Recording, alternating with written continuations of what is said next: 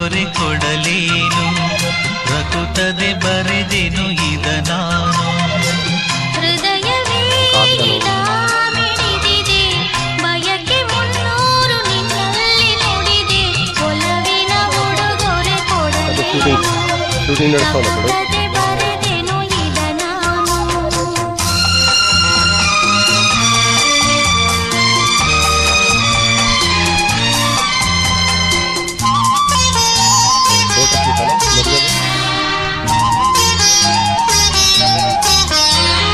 ಹೂವು ಮುಳ್ಳುಳುವಾದಾಗ